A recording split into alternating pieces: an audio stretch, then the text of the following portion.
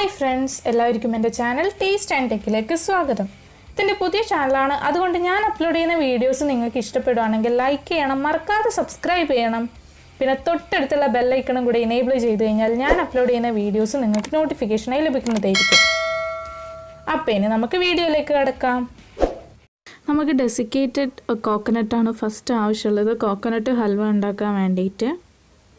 ഇനി നമുക്ക് പാനിൽ കുറച്ച് ഘീ ഇട്ടതിന് ശേഷം അതിൻ്റെ അകത്ത് ഡെസിക്കേറ്റഡ് കോക്കനട്ട് ഇട്ടിട്ട് ചെറുങ്ങനെ ഒന്ന് റോസ്റ്റ് ചെയ്തെടുക്കണം. കളറൊന്നും ചേഞ്ച് ചെയ്യരുത്.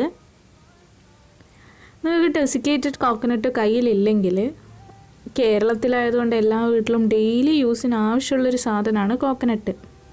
അപ്പോൾ നമുക്ക് നോർമൽ കോക്കനട്ട് ജസ്റ്റ് ഒന്ന് ചിരടി എടുത്തിട്ട് അത് ഫസ്റ്റ് തന്നെ ഒന്ന് റോസ്റ്റ് ചെയ്തിട്ട് മിക്സിയിൽ ചെറുങ്ങനെ ഒന്ന് അടിച്ചെടുത്താൽ നമ്മൾ ഡെസിക്കേറ്റഡ് കോക്കനട്ട് റെഡിയാവും. അല്ലെങ്കിൽ നമുക്ക് ബോഡ ചെറിയ പീസിൽ കട്ട് ചെയ്തിട്ട് മിക്സിയിലിട്ട് ചെറുങ്ങനെ ഒന്ന് അടിച്ച് എടുത്താൽ നമുക്ക് ഡെസിക്കേറ്റഡ് കോക്കനട്ട് കിട്ടും. ഈ വീഡിയോ ഞാൻ ഓൾറെഡി ചെയ്തിട്ടുണ്ട്, ഞാൻ ലാസ്റ്റ് എൻഡ് സ്ക്രീനിൽ കൊടുക്കാം. ഇനി ഇത് നമുക്ക് നല്ലോണം ഒന്ന് റോസ്റ്റ് ചെയ്തെടുക്കണം. നോർത്ത് ഇന്ത്യയിൽ മെയിൻലി രാജസ്ഥാനിൽ അവിടെ ഒന്നും കോക്കനട്ട് ഫ്രഷ് കോക്കനട്ടൊന്നും അവൈലബിൾ അല്ല. അപ്പോൾ അവിടെ യൂസ് ചെയ്യുന്നത് ഡെസിക്കേറ്റഡ് കോക്കനട്ടാണ്. അവിടെ ഉള്ള ഒരു റെസിപ്പിയാണിത്. അതുകൊണ്ടാണ് ഞാൻ ഡെസിക്കേറ്റഡ് കോക്കനട്ട് വെച്ച് ചെയ്യുന്നത്. സോ നമുക്കിത് കളറൊന്നും ചേഞ്ച് ചെയ്യാണ്ട് റോസ്റ്റ് ചെയ്തെടുക്കണം. ഹൈ ഫ്ലെയിമിൽ ചെയ്യരുത്, ഒരു ലോ ടു മീഡിയം ഫ്ലെയിമിൽ നമുക്കിത് റോസ്റ്റ് ചെയ്തെടുക്കാം. വേഗം തന്നെ ഉണ്ടാക്കി കിട്ടും. ഈസി ആയിട്ടുള്ള പെട്ടെന്ന് ഗസ്റ്റ് ഐറ്റം വന്നിട്ടുണ്ടെങ്കിൽ വേഗം ഉണ്ടാക്കിയെടുക്കാൻ പറ്റുന്ന ഒരു റെസിപ്പിയാണ്. ഇതിപ്പോൾ ഇവിടെ നല്ലോണം റോസ്റ്റായി വന്നിട്ടുണ്ട്. ഇത്രയും റോസ്റ്റ് ആക്കേണ്ട ആവശ്യമുള്ളൂ.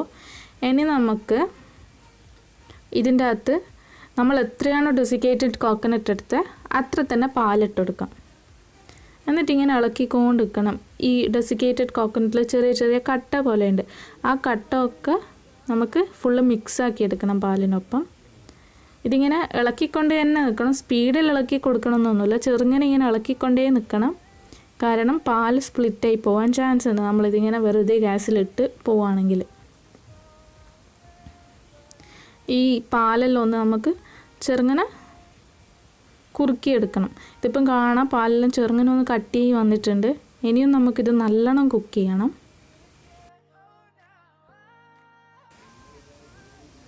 ഇനി നമുക്ക് ഇതിൻ്റെ അകത്ത് ടേസ്റ്റിനനുസരിച്ചിട്ട് കുറച്ച് ഏലക്കപ്പൊടി ഇട്ടെടുത്താൽ മതി. എന്നിട്ട് നല്ലോണം മിക്സാക്കി കൊടുക്കുക. അല്ലെങ്കിൽ നിങ്ങൾക്ക് വനീല എസൻസ് എന്താണ് ഇടേണ്ടത് ടേസ്റ്റിനനുസരിച്ചിട്ട് അത് ഇട്ടെടുക്കാം.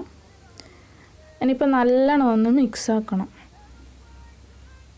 ഇനി നമുക്ക് ഇതിൻ്റെ അകത്ത് കുറച്ച് അണ്ടിപ്പരിപ്പും നിങ്ങളുടെ കയ്യിൽ ഇപ്പോൾ ഏതൊക്കെ ഡ്രൈ ഫ്രൂട്ട്സ് ഉണ്ട് എല്ലാം ആഡ് ചെയ്ത് കൊടുക്കാം. എൻ്റെ കയ്യിൽ ഇപ്പോൾ അണ്ടിപ്പരിപ്പ് മാത്രമേ ഉള്ളൂ, അതുകൊണ്ടാണ് ഞാൻ അത് മാത്രം ആഡ് ചെയ്യുന്നത്.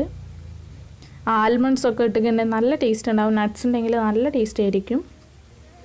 ഇനി നമുക്ക് ഇതിൻ്റെ അകത്ത് ടേസ്റ്റിനനുസരിച്ചിട്ട് പഞ്ചസാര ആഡ് ചെയ്ത് കൊടുക്കാം. ഞാനിവിടെ 3 ടീസ്പൂൺ പഞ്ചസാരയാണ് ആഡ് ചെയ്യുന്നത്. ഞാൻ കുറച്ചേ ഉണ്ടാക്കുന്നുള്ളൂ, അതുകൊണ്ട് തന്നെ കുറച്ച് പഞ്ചസാര മാത്രമേ ആഡ് ചെയ്യുന്നുള്ളൂ.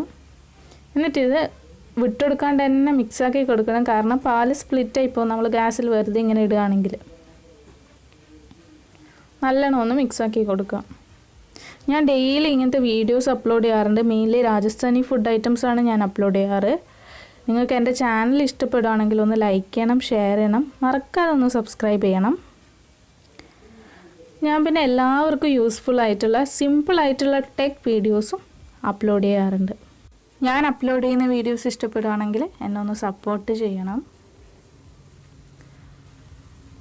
ഇങ്ങനെ തന്നെ മെല്ലെ മെല്ലെ ഒന്ന് ഇളക്കി കൊടുത്താൽ മതി. വേഗം തന്നെ ഉണ്ടായി കിട്ടും. വീട്ടിൽ ഗസ്റ്റൊക്കെ വന്നിട്ടുണ്ടെങ്കിൽ പെട്ടെന്ന് എന്തെങ്കിലും ഉണ്ടാക്കണമെങ്കിൽ ഇത് ഏറ്റവും ഈസിയാണ്. വേഗം തന്നെ ഉണ്ടായി കിട്ടും. ഇപ്പോൾ നിങ്ങൾക്ക് കാണാം ഇവിടെ പാലെല്ലാം ഫുള്ള് വറ്റിപ്പോയിട്ടുണ്ട്. ഇനി നമുക്കിത് കുറച്ച് നേരം കൂടെ റോസ്റ്റ് ചെയ്യാം.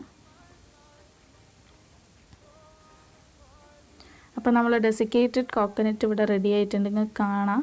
ഇത് നിങ്ങൾക്ക് സെർവ് ചെയ്യുമ്പോൾ ഇതിൻ്റെ മേലെ കുറച്ച് ഡ്രൈ ഫ്രൂട്ട്സ് ആഡ് ചെയ്താൽ നല്ല രസമുണ്ടാകും കാണാൻ. ഈ റെസിപ്പി നിങ്ങൾക്ക് ഇഷ്ടപ്പെട്ടിട്ടുണ്ടെങ്കിൽ please like, share and subscribe. Thanks for watching.